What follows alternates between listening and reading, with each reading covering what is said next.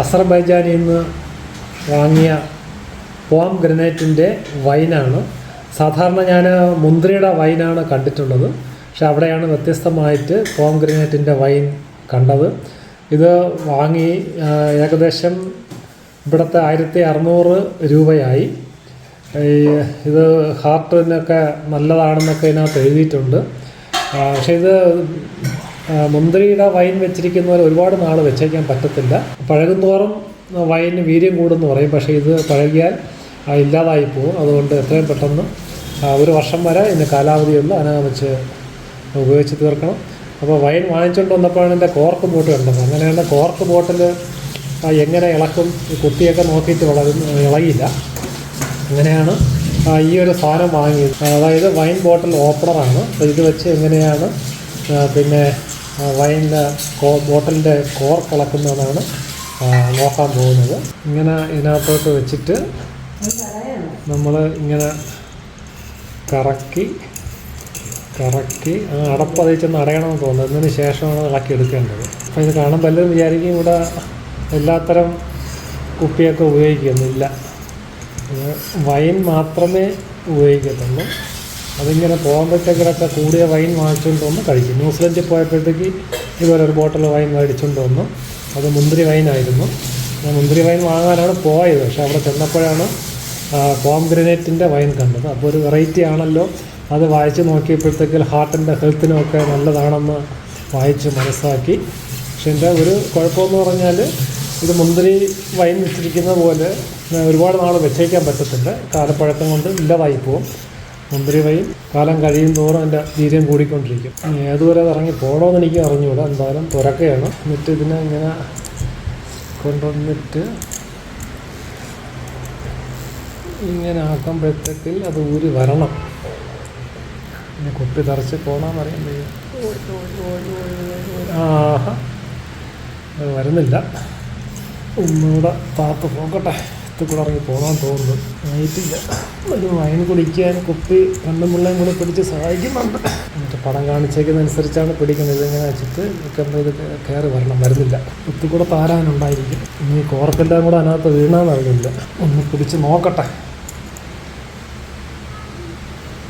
ഇല്ല, വരുന്നില്ല. അത് പൊടിഞ്ഞിറങ്ങി അവർ കയറി വരുന്നതാണ്.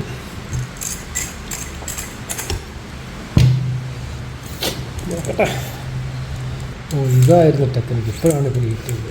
ചുമ്മാ ഇട്ട് കറക്കി കൈ അത്രയും പോയതെന്ന് വെച്ച് ഇത് വെച്ച് ഇങ്ങനെ കറക്കണം. എന്നിട്ട് യഥാർത്ഥ കുടിയന്മാർക്ക് ഇതൊക്കെ ഇങ്ങനെ പൊട്ടിക്കണം അറിയാൻ പറ്റത്തില്ല. പക്ഷെ പോകുന്നില്ലല്ലോ. പക്ഷെ ഇങ്ങനെ ആക്കുമ്പോൾ ഇത് വേറെ വരുന്നില്ല, പൊടിഞ്ഞ് വരുന്നതല്ല. കോർക്കിൻ്റെ കട്ടി കുറവാണ്, ഒന്നും അറിയാനും വയ്യല്ല. കാരണം അത് ഇറക്കിയിട്ട് ഇതിങ്ങനെ പിടിക്കുമ്പോഴത്തേക്ക് തിരിച്ച് വരും. അങ്ങനെയാണ് ഞാൻ പടങ്ങളിൽ കണ്ടത്. അങ്ങനെ ആക്കുമ്പോൾ ഇത് കറങ്ങി വരണം, പക്ഷെ വരുന്നില്ല. അത്ര പോകണമെന്ന് അറിയാൻ വയ്യ. തുളച്ചിട്ട് തുളയ്ക്കാനും പറ്റുന്നില്ല. എത്ര പോയി നിൽക്കുന്നുണ്ടല്ലോ. പിന്നെ താഴെ എത്തിയില്ല. പൈസ പോയ വെറുതെ. കോർക്കോട് കുടിക്കാൻ പറ്റത്തില്ല. കുടിച്ചാലും കുഴപ്പമില്ല, പ്ലാന്റല്ലേ, അതുകൊണ്ട് ദഹിക്കും. ഇനി എവിടെയെങ്കിലും കൊണ്ട് കൊടുത്ത് പറ്റോളാം. വരുന്നുണ്ട്. ഇത് പിടിക്കുമ്പോഴത്തേക്ക് അത് മാത്രമേ ഇളകി വരുന്നതല്ല. അങ്ങനെയാണ്. ഇങ്ങനെ പിടിക്കുമ്പോഴത്തേക്ക് കോർക്കളയി ഊര് വരണമായിരുന്നു. പക്ഷെ വന്നില്ലല്ലോ.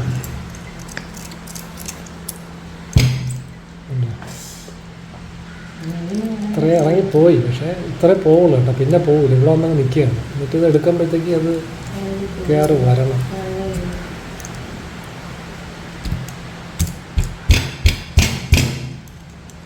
അപ്പം നമ്മളെ കൂടെ കുടിക്കാൻ കിട്ടുമെന്ന് വിചാരിച്ചാണ് നമുക്ക് സഹായിക്കുന്നത്. ഇനി പോകില്ല, ഇത്രേ പോകും. 359 രൂപ കൊടുത്ത് മേടിച്ച സാധനമാണ്. എനിക്ക് തോന്നാതെ ഇതുകൂടെ ചെന്ന് അതിൽ ഇറങ്ങി പോകണം, അപ്പോഴേ പിടിച്ചാൽ പറ്റത്തുള്ളൂ. അപ്പം ഇങ്ങനെ പോകണം. ഇത് താഴെ പോകും. ഇത്ര നിൽക്കുകയാണ്. കാരണം അല്ല, ഇത് ഇവിടെ ഒന്ന് അടഞ്ഞ് നിൽക്കുകയാണല്ലോ അല്ലേ. ശരിടാ, ഇന്ന് പിടിച്ചിട്ട് വരുന്നില്ല സംഭവം.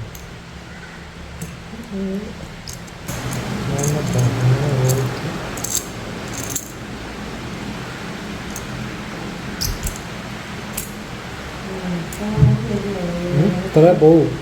ഈ അടപ്പിരിക്കുന്നുണ്ടേ ഇനി അങ്ങോട്ട് ഇത്രേ പോകത്തുള്ളൂ.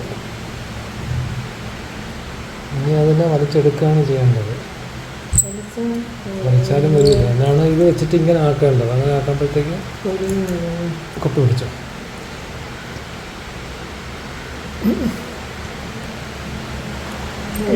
വേറെല്ലാം വെച്ച് കുറേശ്ശെ കുത്തി എടുക്കാനേ പറ്റത്തുള്ളൂ.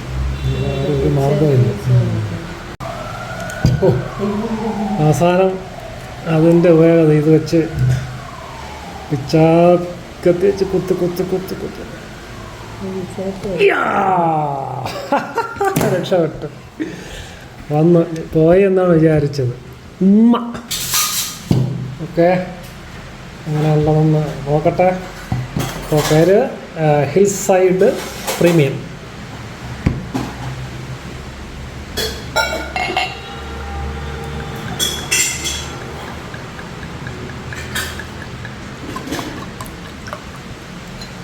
ആണ് പോംഗ്രനേറ്റിൻ്റെ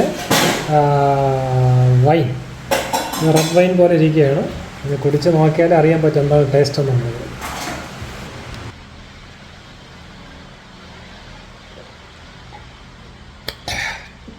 സൂപ്പറായിട്ടുണ്ട്. പിന്നെ ആരെങ്കിലും അസർബൈജാനിൽ പോവുകയാണെങ്കിൽ പോംഗ്രനേറ്റിൻ്റെ, അതായത് മാതളത്തിൻ്റെ വൈൻ വാങ്ങിച്ച് കുടിക്കാൻ മറക്കരുത്. ഒരു കുപ്പി മേടിച്ചുകൊണ്ട് വരാനും മറക്കരുത്. നല്ല ടേസ്റ്റ് ഉണ്ട്, അസലായിട്ടുണ്ട്. സാധാരണ നമ്മൾ മുന്തിരിയുടെ വൈൻ കുടിക്കുന്നത് പോലുള്ള രുചിയല്ല, ഒരു വേറിട്ടൊരു സ്വാദാണ്, വേറിട്ടൊരു വൈനാണ്. ഞാൻ റെഡ് വൈനും വൈറ്റ് വൈനൊക്കെ കുടിച്ചിട്ടുണ്ട്, പക്ഷേ അതിനേക്കാൾ ഗംഭീരമായിട്ടുണ്ട്.